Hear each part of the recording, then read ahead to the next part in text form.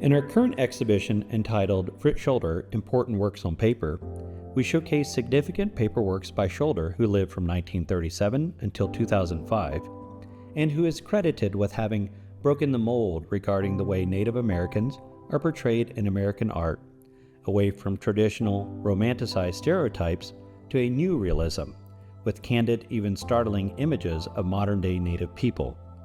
Scholder's artwork earned him worldwide recognition as one of the most consequential figures of 20th century American art.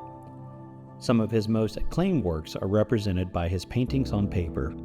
His prints include monotypes and lithographs, sketches and drawings, many of which are featured in this exhibition.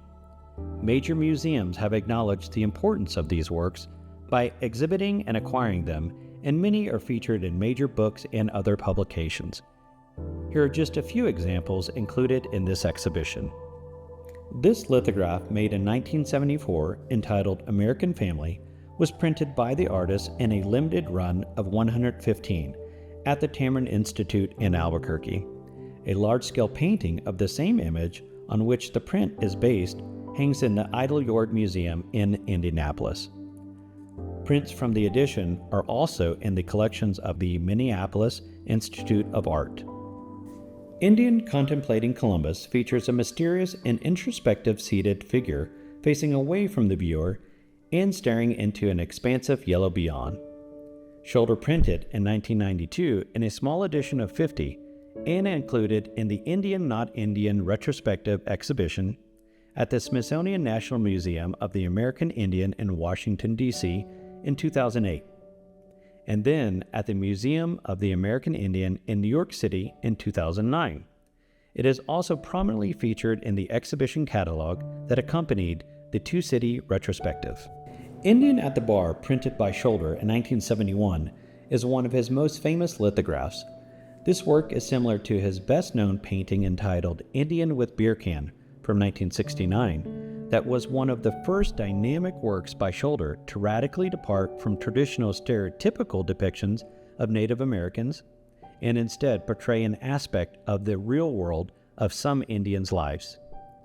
Both the paintings and the lithographs employ an approach reminiscent of Francis Bacon's distorted figurations to express distressed psychological states. Other prints of Indian at the Bar are held in the collections of the Museum of Modern Art in New York City, the Brooklyn Museum, the Minneapolis Institute of Art, Denver Museum, and the Oklahoma City Museum of Art, among others.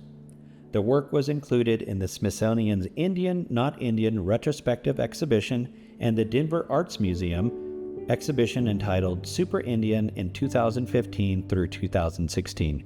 That then traveled to the Phoenix Art Museum and the Nerman Museum of Contemporary Art. Indian at the Bar is prominently featured in the Super Indian catalog book.